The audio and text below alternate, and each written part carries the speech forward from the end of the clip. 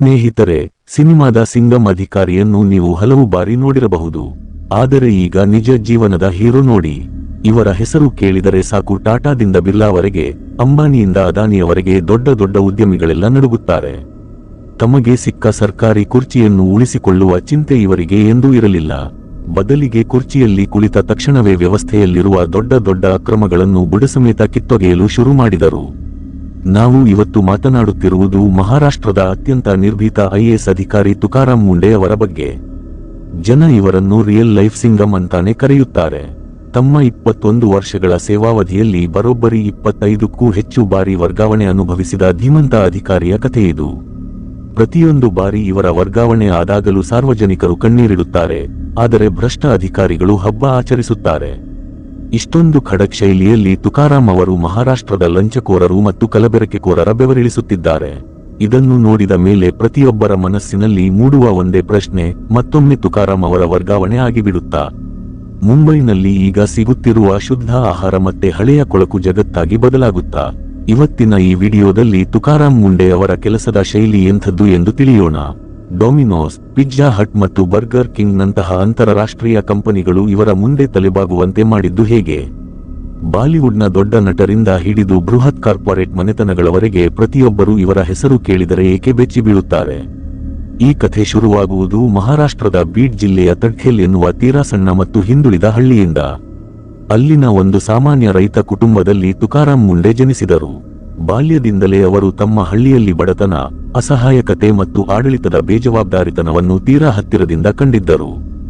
ಊರಿನ ಬಡ ರೈತರು ಮತ್ತು ಮುಗ್ಧ ಜನರು ಸಣ್ಣಪುಟ್ಟ ಸರ್ಕಾರಿ ಸೌಲಭ್ಯಗಳಿಗಾಗಿ ಹಾಗೂ ತಮ್ಮ ಹಕ್ಕಿಗಾಗಿ ಕಚೇರಿಗಳಿಗೆ ಅಲೆದಾಡಿ ಸುಸ್ತಾಗುತ್ತಿದ್ದಾಗ ಸಣ್ಣ ವಯಸ್ಸಿನ ತುಕಾರಾಂ ಅವರ ಮನಸ್ಸಿನಲ್ಲಿ ಒಂದು ಮಾತು ಆಳವಾಗಿ ಬೇರೂರಿತು. ಈ ದೇಶದ ಪರಿಸ್ಥಿತಿಯನ್ನು ಬದಲಾಯಿಸಬೇಕು ಮತ್ತು ಸಾಮಾನ್ಯ ಜನರಿಗೆ ನ್ಯಾಯ ಕೊಡಿಸಬೇಕು ಎಂದರೆ ಸಿಸ್ಟಂನಿಂದ ಆಚೆಗೆ ನಿಂತು ಅಳುವುದರಲ್ಲಿ ಅರ್ಥವಿಲ್ಲ. ಬದಲಿಗೆ ಸಿಸ್ಟಂ ಒಳಗೆ ಹೊಕ್ಕು ಅಧಿಕಾರ ಪಡೆಯಬೇಕು. ಅವರು ಇದೇ ಒಂದೇ ಕನಸನ್ನು ತಮ್ಮ ಜೀವನದ ಗುರಿಯಾಗಿಸಿಕೊಂಡರು. ಯಾವುದೇ ದುಬಾರಿ ಕೋಚಿಂಗ್ ಅಥವಾ ದೊಡ್ಡ ಸೌಲಭ್ಯಗಳಿಲ್ಲದೆ ಹಗಲು ರಾತ್ರಿ ಏಕಮನಸ್ಸಿನಿಂದ ಅಭ್ಯಾಸ ಮಾಡಿದರು. 2005ರಲ್ಲಿ ಭಾರತದ ಅತ್ಯಂತ ಕಠಿಣವಾದ ಯುಪಿಎಸ್ಸಿ ಪರೀಕ್ಷೆಯಲ್ಲಿ ಅಖಿಲ ಭಾರತ ಮಟ್ಟದಲ್ಲಿ 20ನೇ ರ್ಯಾಂಕ್ ಗಳಿಸಿ ಐಎಎಸ್ ಅಧಿಕಾರಿಯಾದರು. ತರಬೇತಿ ಮುಗಿದ ನಂತರ ಮಹಾರಾಷ್ಟ್ರ ಕೆಡರ್ನಲ್ಲಿ ಅವರಿಗೆ ಮೊದಲ ಪೋಸ್ಟಿಂಗ್ ಸಿಕ್ಕಾಗ ಮುಂದಿನ 2 ದಶಕಗಳ ಕಾಲ ಭ್ರಷ್ಟರ ಹಾಗೂ ದಾದಾಗಿರಿ ಮಾಡುವ ರಾಜಕಾರಣಿಗಳ ನಿದ್ದೆಗೆಡಿಸಲು ಬಂದಿರುವ ಬಿರುಗಾಳಿ ಇದು ಎಂದು ಅಂದಿನ ಹಿರಿಯ ಅಧಿಕಾರಿಗಳಿಗೆ ಸಣ್ಣ ಸುಳಿವು ಕೂಡ ಇರಲಿಲ್ಲ. ಅವರ ಮೊದಲ ದೊಡ್ಡ ಮತ್ತು ಖಡಕ್ ಕಾರ್ಯಾಚರಣೆ ಕಂಡುಬಂದಿದ್ದು ಸೋಲಾಪುರದಲ್ಲಿ. ಅವರು ಅಲ್ಲಿಯ ಮಹಾನಗರ ಪಾಲಿಕೆ ಆಯುಕ್ತರಾಗಿ ಮುನಿಸಿಪಲ್ ಕಮಿಷನರ್ ಅಧಿಕಾರ ವಹಿಸಿಕೊಂಡಾಗ. ಆ ಸಮಯದಲ್ಲಿ ಸೋಲಾಪುರ ನಗರದಲ್ಲಿ ಅಕ್ರಮ ನಿರ್ಮಾಣ, ಭೂಮಾಫಿಯಾಗಳ ಹಾವಳಿ ಮತ್ತು ಕುಡಿಯುವ ನೀರಿನ ಕಳ್ಳತನ ಬಹುದೊಡ್ಡ ಸಮಸ್ಯೆಯಾಗಿತ್ತು. ಅಲ್ಲಿನ ಪ್ರಭಾವಿ ಭೂಮಾಫಿಯಾಗಳು ಮತ್ತು ಸ್ಥಳೀಯ ಪ್ರಭಾವಿ ರಾಜಕಾರಣಿಗಳ ದಾದಾಗಿರಿ ಎಷ್ಟಿತ್ತೆಂದರೆ ಅವರ ವಿರುದ್ಧ ಕ್ರಮ ಕೈಗೊಳ್ಳಲು ಯಾವ ಸಣ್ಣ ಅಥವಾ ದೊಡ್ಡ ಅಧಿಕಾರಿಗೂ ಧೈರ್ಯವಿರಲಿಲ್ಲ. ಆದರೆ ತುಕಾರಾಂ ಮುಂಡೆಯವರು ಅಧಿಕಾರ ವಹಿಸಿಕೊಳ್ಳುತ್ತಿದ್ದಂತೆ ಯಾವುದೇ ರಾಜಕೀಯ ಒತ್ತಡಕ್ಕೆ ಕವಡೆಪತ್ರದಷ್ಟು ಬೆಲೆ ನೀಡದೆ ಅಕ್ರಮ ಕಟ್ಟಡಗಳು ಮತ್ತು ಸರ್ಕಾರಿ ಜಮೀನು ಒತ್ತುವರಿ ಮಾಡಿದವರ ವಿರುದ್ಧ ನೇರವಾಗಿ ಬುಲ್ಡೋಜರ್ ಕಾರ್ಯಾಚರಣೆ ಆರಂಭಿಸಿದರು. ನೀರು ಕಳ್ಳತನ ಮಾಡುತ್ತಿದ್ದ ದೊಡ್ಡ ದೊಡ್ಡ ಪ್ರಭಾವಿಗಳ ಅಕ್ರಮ ಕನೆಕ್ಷನ್ಗಳನ್ನು ಕಡಿತಗೊಳಿಸಿದರು. ಸರ್ಕಾರಿ ತೆರಿಗೆ ವಸೂಲಿ ಮಾಡಲು ಕಠಿಣ ನಿಯಮಗಳನ್ನು ತಂದರು ಮತ್ತು ನೋಡುತ್ತಿದ್ದಂತೆ ಸೋಲಾಪುರ ಮಹಾನಗರ ಪಾಲಿಕೆಯ ಖಜಾನೆಗೆ ಕೋಟ್ಯಂತರ ರೂಪಾಯಿ ಆದಾಯ ಹರಿದು ಬರುವಂತೆ ಮಾಡಿದರು. ಸ್ಥಳೀಯ ರಾಜಕಾರಣಿಗಳು ಕೂಗಾಡಿದರು, ಅವರಿಗೆ ನಿರಂತರ ಬೆದರಿಕೆಗಳು ಬಂದವು. ಆದರೆ ಮುಂಡೆಯವರ ಉತ್ತರ ಒಂದೇ ಆಗಿತ್ತು, ದೇಶದ ಸಂವಿಧಾನ ಮತ್ತು ಕಾನೂನು ಪ್ರತಿಯೊಬ್ಬರಿಗೂ ಒಂದೇ, ಕಾನೂನು ಮುರಿಯುವವರನ್ನು ಯಾವುದೇ ಕಾರಣಕ್ಕೂ ಬಿಡುವುದಿಲ್ಲ. ಸೋಲಾಪುರದಲ್ಲಿ ತಮ್ಮ ಛಾಪು ಮೂಡಿಸಿದ ನಂತರ ಅವರ ವರ್ಗಾವಣೆ ನವಿ ಮುಂಬೈ ಮಹಾನಗರ ಪಾಲಿಕೆಗೆ ಆಯಿತು. ಅಲ್ಲಿ ಅವರು ಮಾಡಿದ ಐತಿಹಾಸಿಕ ಕೆಲಸ ಇಡೀ ದೇಶದ ಮಾಧ್ಯಮಗಳು ಮತ್ತು ಆಡಳಿತ ಯಂತ್ರದ ಗಮನವನ್ನು ಸೆಳೆಯಿತು. ನವಿ ಮುಂಬೈನಲ್ಲಿ ತುಕಾರಾಂ ಮುಂಡೆಯವರು ವಾಕ್ ವಿತ್ ಕಮಿಷನರ್ ಜೊತೆ ನಡಿಗೆ ಎನ್ನುವ ವಿಶಿಷ್ಟ ಹಾಗೂ ಪಾರದರ್ಶಕ ಉಪಕ್ರಮವನ್ನು ಶುರು ಮಾಡಿದರು.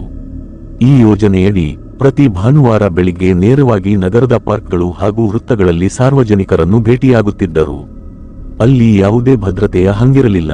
ಸಾಮಾನ್ಯ ನಾಗರಿಕರು ನೇರವಾಗಿ ಕಮಿಷನರ್ ಮುಂದೆ ತಮ್ಮ ಸಮಸ್ಯೆಗಳನ್ನು ತೋಡಿಕೊಳ್ಳುತ್ತಿದ್ದರು ಮತ್ತು ತುಕಾರಾಂ ಮುಂಡೆಯವರು ಸ್ಥಳದಲ್ಲೇ ಇದ್ದ ಅಧಿಕಾರಿಗಳಿಗೆ ತಕ್ಷಣದ ಕ್ರಮಕ್ಕೆ ಆದೇಶಿಸುತ್ತಿದ್ದರು. ಇದರ ಜೊತೆಗೆ ಅವರು ನವಿ ಮುಂಬೈ ಮಹಾನಗರ ಪಾಲಿಕೆಯ ಬಜೆಟ್ ಅನ್ನು ಪೂರ್ತಿಯಾಗಿ ಪರಿಶೀಲಿಸಿ ರಾಜಕಾರಣಿಗಳು ಮತ್ತು ಗುತ್ತಿಗೆದಾರರ ಶಾಮೀಲಿನಿಂದ ನಡೆಯುತ್ತಿದ್ದ ಕೋಟ್ಯಂತರ ರೂಪಾಯಿಗಳ ಅನಗತ್ಯ ಯೋಜನೆಗಳನ್ನು ಒಂದೇ ಏಟಿಗೆ ರದ್ದುಗೊಳಿಸಿದರು. ಗುತ್ತಿಗೆದಾರರ ಮನಸೋ ಇಚ್ಛೆ ನಡೆ ಹಾಗೂ ಕಮಿಷನ್ ದಂಧೆಗೆ ಸಂಪೂರ್ಣ ಪೂರ್ಣವಿರಾಮ ಇಟ್ಟರು. ಇದರಿಂದ ಕಂಗಾಲಾದ ಎಲ್ಲಾ ರಾಜಕೀಯ ಪಕ್ಷಗಳ ಪಾಲಿಕೆ ಸದಸ್ಯರು, ಕಾರ್ಪೊರೇಟರ್ಗಳು ಒಂದಾಗಿ ತುಕಾರಾಂ ಮುಂಡೆಯವರನ್ನು ವರ್ಗಾಯಿಸಲು ಒಮ್ಮತದಿಂದ ನಂಬಿಕೆಯಿಲ್ಲದ ನಿರ್ಣಯ, ಅವಿಶ್ವಾಸ ಪ್ರಸ್ತಾವನೆ ಅಂಗೀಕರಿಸಿದರು. ಮಹಾರಾಷ್ಟ್ರದ ಆಡಳಿತಾತ್ಮಕ ಇತಿಹಾಸದಲ್ಲೇ ಒಬ್ಬ ಪ್ರಾಮಾಣಿಕ ಐಎಎಸ್ ಅಧಿಕಾರಿಯನ್ನು ತೆಗೆದುಹಾಕಲು ಎಲ್ಲಾ ಪಾಲಿಕೆ ಸದಸ್ಯರು ಪಕ್ಷಭೇದ ಮರೆತು ಒಂದಾಗಿದ್ದು ಇದೇ ಮೊದಲ ಬಾರಿಯಾಗಿತ್ತು. ಆದರೆ ಸರ್ಕಾರ ಅವರನ್ನು ವರ್ಗಾವಣೆ ಮಾಡಲು ಮನಸ್ಸು ಮಾಡಿದಾಗ ನವಿ ಮುಂಬೈನ ರಸ್ತೆಗಳಲ್ಲಿ ಹಿಂದೆಂದೂ ಕಾಣದ ದೃಶ್ಯ ಕಂಡುಬಂತು. ಸಾವಿರಾರು ಸಂಖ್ಯೆಯಲ್ಲಿ ಸಾಮಾನ್ಯ ನಾಗರಿಕರು ರಸ್ತೆಗಿಳಿದರು. ಮುಂಡೆ ಇಲ್ಲದಿದ್ದರೆ ವೋಟ್ ಇಲ್ಲ ಎಂದು ಬ್ಯಾನರ್ ಹಿಡಿದು ಜನ ಮುಗಿಬಿದ್ದರು. ಸಾರ್ವಜನಿಕರ ಈ ತೀವ್ರ ಪ್ರತಿಭಟನೆಯ ಮುಂದೆ ಅಂತಿಮವಾಗಿ ರಾಜ್ಯ ಸರ್ಕಾರ ನಮಿಸಲೇಬೇಕಾಯಿತು. ಆದರೆ ತುಕಾರಾಂ ಮುಂಡೆಯವರ ಅತ್ಯಂತ ಭೀಕರ, ಅತ್ಯಂತ ಸಾಹಸಮಯ ಮತ್ತು ಬಿರುಗಾಳಿಯಂತಹ ಕಠಿಣ ಕ್ರಮ ಕಂಡು ಬಂದಿದ್ದು ಇತ್ತೀಚಿನ ದಿನಗಳಲ್ಲಿ. ಅವರನ್ನು ಮಹಾರಾಷ್ಟ್ರ ಎಫ್ಡಿಎ, ಆಹಾರ ಮತ್ತು ಔಷಧ ಆಡಳಿತ ಹೊಸ ಆಯುಕ್ತರನ್ನಾಗಿ ನೇಮಿಸಿದಾಗ ಎಫ್ಡಿಎ ಕಮಿಷನರ್ ಹುದ್ದೆ ವಹಿಸಿಕೊಳ್ಳುತ್ತಿದ್ದಂತೆಯೇ ಅವರು ಸ್ಪಷ್ಟ ಮಾತುಗಳಲ್ಲಿ ಸಂದೇಶ ನೀಡಿದ್ದರು. ಜನರ ಆರೋಗ್ಯ, ಜೀವನ ಮತ್ತು ಸುರಕ್ಷತೆಯ ಜೊತೆ ಚೆಲ್ಲಾಟವಾಡುವವರು ಎಷ್ಟೇ ದೊಡ್ಡ ಬ್ರ್ಯಾಂಡ್ ಆಗಿರಲಿ ಅಥವಾ ಎಷ್ಟೇ ಪ್ರಭಾವಿ ವ್ಯಕ್ತಿಯಾಗಿರಲಿ ಅವರನ್ನು ನೇರವಾಗಿ ಬಿಡುವ ಪ್ರಶ್ನೆಯೇ ಇಲ್ಲ. ಆರಂಭದಲ್ಲಿ ಕೆಲವರು ಇವರು ಉಳಿದ ಸಾಂಪ್ರದಾಯಿಕ ಅಧಿಕಾರಿಗಳಂತೆ ಸಣ್ಣಪುಟ್ಟ ಹಾಲು ಮಾರಾಟಗಾರರು, ಪಡಿತರ ಅಂಗಡಿಗಳು ಅಥವಾ ಸ್ಥಳೀಯ ಧಾಬಾಗಳಿಗೆ ಹೋಗಿ ಹೆಸರಿಗೆ ಮಾತ್ರ ದಾಳಿ ನಡೆಸಬಹುದು ಎಂದುಕೊಂಡಿದ್ದರು. ಆದರೆ ತುಕಾರಾಂ ಮುಂಡೆಯವರ ದೂರದೃಷ್ಟಿ ಬಹುದೊಡ್ಡದಾಗಿತ್ತು. ಅವರು ಇದ್ದಕ್ಕಿದ್ದಂತೆ ಯಾವುದೇ ಪೂರ್ವ ಸೂಚನೆ ನೀಡದೆ ಒಂದೇ ದಿನದಲ್ಲಿ 100ಕ್ಕೂ ಹೆಚ್ಚು ದೊಡ್ಡ ಮತ್ತು ಪ್ರಸಿದ್ಧ ಬಹುರಾಷ್ಟ್ರೀಯ ಹಾಗೂ ರಾಷ್ಟ್ರೀಯ ರೆಸ್ಟೋರೆಂಟ್ಗಳ ಮೇಲೆ ಏಕಕಾಲಕ್ಕೆ ದಾಳಿ ಮಾಡಿದರು. ಈ ದಿಢೀರ್ ಮತ್ತು ಬೃಹತ್ ಪ್ರಮಾಣದ ದಾಳಿಯಲ್ಲಿ ಹೊರಬಂದ ಭಯಾನಕ ಸತ್ಯ ಇಡೀ ದೇಶದ ಜನರನ್ನು ಬೆಚ್ಚಿ ಬೀಳಿಸಿತು. ಡೊಮಿನೋಸ್, ಪಿಜ್ಜಾ ಹಟ್ ಮತ್ತು ಬರ್ಗರ್ ಕಿಂಗ್ ನಂತಹ ಅಂತಾರಾಷ್ಟ್ರೀಯ ಫುಡ್ ಚೈನ್ ಸಂಸ್ಥೆಗಳ ಅಡುಗೆ ಮನೆಗಳಲ್ಲಿ ತೀವ್ರ ಕೊಳಕು ಕಂಡುಬಂತು. ಅಲ್ಲಿಟ್ಟಿದ್ದ ಆಹಾರ, ನೈರ್ಮಲ್ಯವಿಲ್ಲದ ವಾತಾವರಣ, ಹಾಳಾದ ಫ್ರೀಜಿಂಗ್ ಸಿಸ್ಟಮ್ ಮತ್ತು ಕಳಪೆ ಗುಣಮಟ್ಟದ ವಸ್ತುಗಳನ್ನು ಬಹಿರಂಗವಾಗಿ ಬಳಸಲಾಗುತ್ತಿತ್ತು. ಇದು ಜನರ ಆರೋಗ್ಯಕ್ಕೆ ತೀವ್ರ ಅಪಾಯಕಾರಿಯಾಗಿತ್ತು. ಸಾಮಾನ್ಯವಾಗಿ ಬೇರೆ ಯಾವುದೇ ಅಧಿಕಾರಿಯಾಗಿದ್ದರೆ ಇಂತಹ ಬಹುರಾಷ್ಟ್ರೀಯ ಬ್ರ್ಯಾಂಡ್ಗಳ ವಿರುದ್ಧ ಕೇವಲ ಒಂದು ಸಣ್ಣ ಎಚ್ಚರಿಕೆ ಅಥವಾ ಅಲ್ಪ ಪ್ರಮಾಣದ ದಂಡ ಹಾಕಿ ಪ್ರಕರಣವನ್ನು ಮುಚ್ಚಿಹಾಕುತ್ತಿದ್ದರು. ಏಕೆಂದರೆ ಈ ಬೃಹತ್ ಬ್ರ್ಯಾಂಡ್ಗಳ ಹಿಂದೆ ಶತಕೋಟಿ ಡಾಲರ್ನ ಕಾರ್ಪೊರೇಟ್ ಕಂಪನಿಗಳು ಮತ್ತು ಸುಪ್ರೀಂ ಕೋರ್ಟ್ನ ದುಬಾರಿ ವಕೀಲರ ಪಡೆಯೇ ನಿಂತಿರುತ್ತದೆ. ಆದರೆ ತುಕಾರಾಂ ಮುಂಡೆಯವರು ಒಂದು ಸೆಕೆಂಡ್ ಸಮಯ ವ್ಯರ್ಥ ಮಾಡದೆ ಮತ್ತು ಯಾವುದೇ ಟೀಮ್ನ ಒತ್ತಡಕ್ಕೆ ಮಣಿಯದೆ ಡೊಮಿನೋಸ್ನ 4 ದೊಡ್ಡ ಔಟ್ಲೆಟ್ಗಳು ಹಾಗೂ ಪಿಜ್ಜಾ ಹಟ್ನ ಹಲವು ಪ್ರಮುಖ ಔಟ್ಲೆಟ್ಗಳ ಪರವಾನಗಿಯನ್ನು, ಲೈಸೆನ್ಸ್ ತಕ್ಷಣವೇ ರದ್ದುಗೊಳಿಸಿದರು. ಯಾವುದೇ ಕಂಪನಿ ಭಾರತದಲ್ಲಿ ಪಿಜ್ಜಾ ಮತ್ತು ಬರ್ಗರ್ ಮಾರಿ ಕೋಟ್ಯಂತರ ರೂಪಾಯಿ ಲಾಭ ಮಾಡುವುದಾದರೆ ಅವರು ಭಾರತದ ಜನರಿಗೆ ಸಂಪೂರ್ಣ ಶುದ್ಧ ಮತ್ತು ಸುರಕ್ಷಿತ ಆಹಾರವನ್ನೇ ನೀಡಬೇಕು, ಇಲ್ಲದಿದ್ದರೆ ಅವರ ಅಂಗಡಿಗಳಿಗೆ ಬೀಗ ಜಡಿಯಲಾಗುವುದು ಎಂದು ಕಡಾಖಂಡಿತವಾಗಿ ಹೇಳಿದರು. ಇದರ ನಂತರ ತುಕಾರಾಂ ಮುಂಡೆಯವರು ಅತ್ಯಂತ ಸೂಕ್ಷ್ಮ ಹಾಗೂ ಐತಿಹಾಸಿಕ ಸ್ಥಳವೊಂದರ ಮೇಲೆ ದಾಳಿ ಮಾಡಿದರು. ಅಲ್ಲಿಗೆ ಹೋಗುವ ಧೈರ್ಯವನ್ನು ಭಾರತದ ಯಾವ ಅಧಿಕಾರಿಯೂ ಅಥವಾ ಮಂತ್ರಿಯೂ ಇದುವರೆಗೆ ಮಾಡಿರಲಿಲ್ಲ. ಭಾರತದ ಅತ್ಯಂತ ಪ್ರಸಿದ್ಧ, ಅತ್ಯಂತ ಪವಿತ್ರ ಹಾಗೂ ಕೋಟ್ಯಂತರ ಜನರ ಶ್ರದ್ಧೆಯ ಕೇಂದ್ರವಾದ ಶಿರಡಿಯ ಸಾಯಿಬಾಬಾ ದೇವಸ್ಥಾನದ ಆವರಣದ ಸುತ್ತಮುತ್ತ ತಮ್ಮ ತಂಡದೊಂದಿಗೆ ಇದ್ದಕ್ಕಿದ್ದಂತೆ ಪರಿಶೀಲನೆ ನಡೆಸಿದಾಗ ಅಲ್ಲಿದ್ದ ಸತ್ಯವನ್ನು ನೋಡಿ ಪ್ರತಿಯೊಬ್ಬರೂ ಬೆಚ್ಚಿಬಿದ್ದರು. ದೇವಸ್ಥಾನದ ಸುತ್ತಮುತ್ತ ಮಾರಾಟ ಮಾಡಲಾಗುತ್ತಿದ್ದ ಪ್ರಸಾದ ಮತ್ತು ಸಿಹಿತಿಂಡಿಗಳನ್ನು ಪ್ರಯೋಗಾಲಯದಲ್ಲಿ ಲ್ಯಾಬ್ ತಪಾಸಣೆಗೊಳಪಡಿಸಿದಾಗ ಭಕ್ತರಿಗೆ ಕಳಪೆ ಎಣ್ಣೆ ಮತ್ತು ಕಲಬೆರಕೆ ಪೇಡಾಗಳನ್ನು ಮಾರಾಟ ಮಾಡುತ್ತಿರುವುದು ತಿಳಿದುಬಂತು. ಇವು ಶ್ರದ್ಧಾಳುಗಳ ಆರೋಗ್ಯಕ್ಕೆ ತೀವ್ರ ಹಾನಿಕರವಾಗಿದ್ದವು. ತುಕಾರಾಂ ಮುಂಡೆಯವರು ಯಾವ ಧಾರ್ಮಿಕ ತುಷ್ಟೀಕರಣ ಅಥವಾ ರಾಜಕೀಯ ಒತ್ತಡಕ್ಕೂ ಕ್ಯಾರೆ ಎನ್ನದೆ ತಕ್ಷಣವೇ ಕಠಿಣ ಕ್ರಮ ಕೈಗೊಂಡರು. ದೇವಸ್ಥಾನದ ಆವರಣದ ಸುತ್ತಮುತ್ತಲ ಅಂಗಡಿಗಳಿಂದ ಸುಮಾರು 700 ಕಿಲೋಗ್ರಾಂಗಿಂತಲೂ ಹೆಚ್ಚು ಕಲಬೆರಕೆ ಪೇಡ ಮತ್ತು ಕಳಪೆ ಸಿಹಿತಿಂಡಿಗಳನ್ನು ಜಪ್ತಿ ಮಾಡಿ ತಮ್ಮ ಸಮ್ಮುಖದಲ್ಲೇ ಸಂಪೂರ್ಣವಾಗಿ ನಾಶಪಡಿಸಿದರು. ಶ್ರದ್ಧೆ ಮತ್ತು ದೇವರ ಹೆಸರಿನಲ್ಲೂ ಜನರ ಆರೋಗ್ಯದ ಜೊತೆ ಚೆಲ್ಲಾಟವಾಡಲು ಯಾರಿಗೂ ಅನುಮತಿ ನೀಡುವುದಿಲ್ಲ ಎನ್ನುವ ಸ್ಪಷ್ಟ ಸಂದೇಶವನ್ನು ಅವರು ಇಡೀ ದೇಶಕ್ಕೆ ನೀಡಿದರು.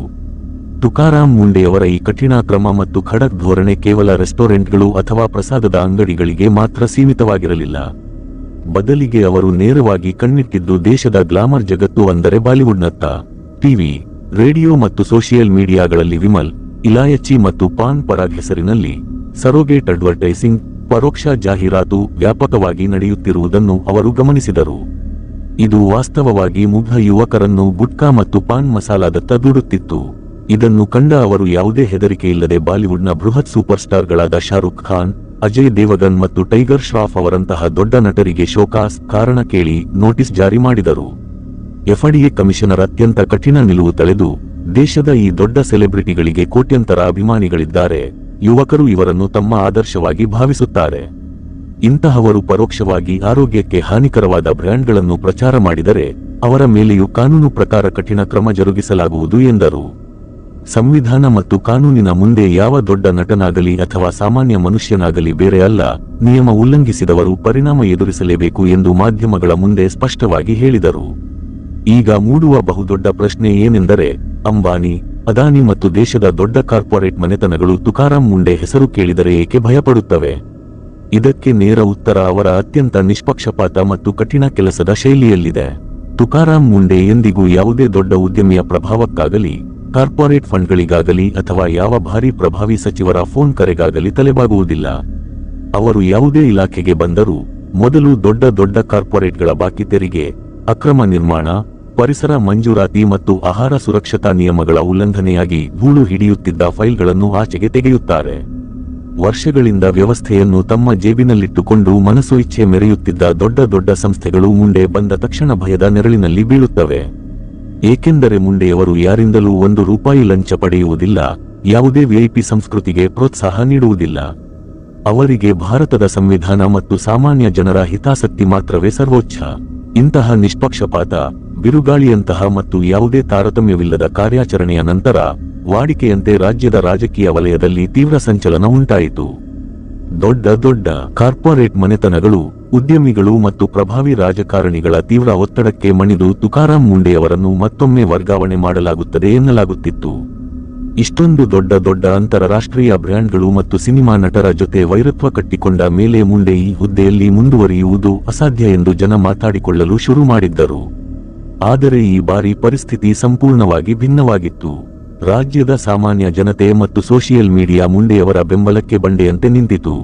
ಸಾರ್ವಜನಿಕರ ಈ ರೊಚ್ಚಿಗೆದ್ದ ಮನಸ್ಥಿತಿಯನ್ನು ಕಂಡ ಮಹಾರಾಷ್ಟ್ರ ಸರ್ಕಾರದ ಸಚಿವರು ಸ್ವತಃ ಮಾಧ್ಯಮಗಳ ಮುಂದೆ ಬಂದು, ತುಕಾರಾಂ ಮುಂಡೆ ಅವರ ವರ್ಗಾವಣೆ ಮಾಡುವುದಿಲ್ಲ, ಅವರು ತಮ್ಮ ಹುದ್ದೆಯಲ್ಲೇ ಮುಂದುವರಿದು ಇದೇ ರೀತಿ ನಿರ್ಭಯವಾಗಿ ಕಠಿಣ ಕ್ರಮ ಕೈಗೊಳ್ಳಲಿದ್ದಾರೆ ಎಂದು ಅಧಿಕೃತ ಪ್ರಕಟಣೆ ನೀಡಬೇಕಾಯಿತು. ತುಕಾರಾಂ ಮುಂಡೆಯವರ ಜೀವನ ಶೈಲಿ, ಶಿಸ್ತು ಮತ್ತು ಅವರ ಕೆಲಸದ ರೀತಿ ಇಂದಿನ ಯುಗದಲ್ಲಿ ಭಾರತದ ಪ್ರತಿಯೊಬ್ಬ ಯುವಕನಿಗೆ ಹಾಗೂ ಪ್ರತಿಯೊಬ್ಬ ಹೊಸ ಆಡಳಿತಾತ್ಮಕ ಅಧಿಕಾರಿಗೆ ಬಹುದೊಡ್ಡ ಮಾದರಿಯಾಗಿದೆ. ಅವರು ಪ್ರತಿದಿನ ಬೆಳಗಿನ ಜಾವ 5 ಗಂಟೆಗೆ ತಮ್ಮ ದಿನಚರಿ ಶುರು ಮಾಡುತ್ತಾರೆ ಮತ್ತು ಯಾವುದೇ ಮಾನಸಿಕ ಆಯಾಸವಿಲ್ಲದೆ ದಿನಕ್ಕೆ 14 ರಿಂದ 16 ಗಂಟೆ ನಿರಂತರವಾಗಿ ಕೆಲಸ ಮಾಡುತ್ತಾರೆ. ಅವರ ಕಚೇರಿಯಲ್ಲಿ ಯಾವ ಫೈಲ್ ಕೂಡ ಒಂದು ದಿನಕ್ಕಿಂತ ಹೆಚ್ಚು ಕಾಲ ಬಾಕಿ ಉಳಿಯುವುದಿಲ್ಲ. ತಮ್ಮ ಇಲಾಖೆಯಲ್ಲಿ ಯಾರಾದರೂ ಉದ್ಯೋಗಿ ಅಥವಾ ಅಧಿಕಾರಿ ಭ್ರಷ್ಟಾಚಾರ ಅಥವಾ ಕೆಲಸದಲ್ಲಿ ನಿರ್ಲಕ್ಷ್ಯ ವಹಿಸಿದ್ದು ಕಂಡುಬಂದರೆ ಕ್ಷಣವೂ ಯೋಚಿಸದೆ ತಕ್ಷಣ ಸಸ್ಪೆಂಡ್ ಮಾಡುತ್ತಾರೆ. ಇದೇ ಕಾರಣಕ್ಕೆ ಮುಂಡೆಯವರು ಯಾವ ಇಲಾಖೆಗೆ ಕಾಲಿಟ್ಟರೂ ಅಲ್ಲಿನ ಇಡೀ ಆಡಳಿತ ಯಂತ್ರ ಭಯದಿಂದ ನಡುಗುತ್ತದೆ ಮತ್ತು ಬಾಕಿ ಉಳಿದಿದ್ದ ಫೈಲ್ಗಳ ಚಲನೆ ದಿಢೀರನೆ 10 ಪಟ್ಟು ಹೆಚ್ಚಾಗುತ್ತದೆ. ಸ್ನೇಹಿತರೆ, ಇಡೀ ವ್ಯವಸ್ಥೆಯಲ್ಲಿ ಭ್ರಷ್ಟಾಚಾರ, ಪ್ರಭಾವ ಮತ್ತು ರಾಜಕೀಯ ಒತ್ತಡವೇ ಮೇಲುಗೈ ಸಾಧಿಸಿರುವ ಈ ಕಾಲದಲ್ಲಿ ತುಕಾರಾಂ ಮುಂಡೆಯಂತಹ ಪ್ರಾಮಾಣಿಕ ಅಧಿಕಾರಿಗಳು, ನಿಮ್ಮ ಉದ್ದೇಶ ಶುದ್ಧವಾಗಿದ್ದು ಸಂಕಲ್ಪ ಉಕ್ಕಿನಂತಿದ್ದರೆ ಒಬ್ಬಂಟಿ ಮನುಷ್ಯ ಕೂಡ ಇಡೀ ಕೆಟ್ಟು ಹೋದ ವ್ಯವಸ್ಥೆಯನ್ನು ಸರಿಪಡಿಸುವ ಸಾಮರ್ಥ್ಯ ಹೊಂದಿರುತ್ತಾನೆ ಎಂಬುದನ್ನು ಸಾಬೀತುಪಡಿಸುತ್ತಾರೆ. ಅಸಲಿ ಪವರ್ ಎನ್ನುವುದು ದೊಡ್ಡ ಹುದ್ದೆ, ಹೊಳೆಯುವ ಕಾರು ಅಥವಾ ಕುರ್ಚಿಯಲ್ಲಿರುವುದಿಲ್ಲ, ಬದಲಿಗೆ ನಿಮ್ಮ ಪ್ರಾಮಾಣಿಕತೆ, ನಿಮ್ಮ ವ್ಯಕ್ತಿತ್ವ ಮತ್ತು ನಿಮ್ಮ ಧೈರ್ಯದಲ್ಲಿದೆ ಎಂಬುದನ್ನು ಅವರು ತಮ್ಮ ಕೆಲಸದ ಮೂಲಕ ತೋರಿಸಿಕೊಟ್ಟಿದ್ದಾರೆ. ಕಾನೂನು ಇಂದಿಗೂ ಜೀವಂತವಾಗಿದೆ ಮತ್ತು ಸರಿಯಾದ ನಿಯತ್ತಿನಿಂದ ಕೆಲಸ ಮಾಡಿದರೆ ಎಷ್ಟೇ ದೊಡ್ಡ ಶ್ರೀಮಂತ, ಕೋಟ್ಯಾಧಿಪತಿ ಹಾಗೂ ಶಕ್ತಿಶಾಲಿ ವ್ಯಕ್ತಿಯಾಗಿದ್ದರೂ ಕಾನೂನಿನ ಮುಂದೆ ತಲೆಬಾಗಲೇಬೇಕು ಎನ್ನುವ ನಂಬಿಕೆಯನ್ನು ತುಕಾರಾಂ ಮುಂಡೆ ಪ್ರತಿಯೊಬ್ಬ ಸಾಮಾನ್ಯ ನಾಗರಿಕನ ಮನಸ್ಸಿನಲ್ಲಿ ಮತ್ತೆ ಚಿಗುರಿಸಿದ್ದಾರೆ. ಈ ಇಡೀ ರೋಮಾಂಚನಕಾರಿ ಕಥೆಯನ್ನು ನೋಡಿದ ಮೇಲೆ ಮೂಡುವ ಬಹುದೊಡ್ಡ ಪ್ರಶ್ನೆ ಏನೆಂದರೆ, ನಮ್ಮ ಇಡೀ ದೇಶಕ್ಕೆ ತುಕಾರಾಂ ಮುಂಡೆಯವರಂತಹ ಇನ್ನಷ್ಟು ಖಡಕ್, ನಿರ್ಭೀತ ಮತ್ತು ಪ್ರಾಮಾಣಿಕ ಅಧಿಕಾರಿಗಳ ಅಗತ್ಯವಿದೆಯೇ? ಇಂತಹ ಧೀಮಂತ ಅಧಿಕಾರಿಗಳಿಗೆ ಸರ್ಕಾರದ ಕಡೆಯಿಂದ ಇನ್ನೂ ಹೆಚ್ಚಿನ ಅಧಿಕಾರ ಮತ್ತು ಭದ್ರತೆ ಸಿಗಬೇಕೇ? ಇದರಿಂದ ಅವರು ಯಾವುದೇ ಹೆದರಿಕೆ ಇಲ್ಲದೆ ದೊಡ್ಡ ದೊಡ್ಡ ಭ್ರಷ್ಟರ ಮೇಲೆ ನೇರ ಕ್ರಮ ಕೈಗೊಳ್ಳಬಹುದೇ? ಅಥವಾ ಪದೇ ಪದೇ ಮಾಡುವ ವರ್ಗಾವಣೆಗಳ ಮೂಲಕ ಅವರ ಮನೋಬಲವನ್ನು ಮುರಿಯುವುದೇ ಈ ವ್ಯವಸ್ಥೆಯ ಕಹಿ ಸತ್ಯವೇ? ಈ ಬಗ್ಗೆ ನೀವು ಏನೆಂದು ಯೋಚಿಸುತ್ತೀರಿ? ತುಕಾರಾಂ ಮುಂಡೆಯವರಿಗೆ ಇನ್ನೂ ಹೆಚ್ಚಿನ ಅಧಿಕಾರ ಸಿಗಬೇಕೇ? ನಿಮ್ಮ ಮುಕ್ತ ಅಭಿಪ್ರಾಯವನ್ನು ಕೆಳಗಿನ ಕಮೆಂಟ್ ಸೆಕ್ಷನ್ನಲ್ಲಿ ಖಂಡಿತ ಹಂಚಿಕೊಳ್ಳಿ. ಹಾಗೂ ಒಬ್ಬ ಸತ್ಯವಂತ ಮತ್ತು ನಿರ್ಭಯ ಅಧಿಕಾರಿಯ ಕಥೆಯನ್ನು ಕೇಳಲು ಬಯಸುವ ಪ್ರತಿಯೊಬ್ಬ ಭಾರತೀಯನಿಗೂ ಈ ವಿಡಿಯೋ ತಲುಪಿಸಿ. ಸಿಗೋಣ ಮುಂದಿನ ವಿಡಿಯೋದಲ್ಲಿ.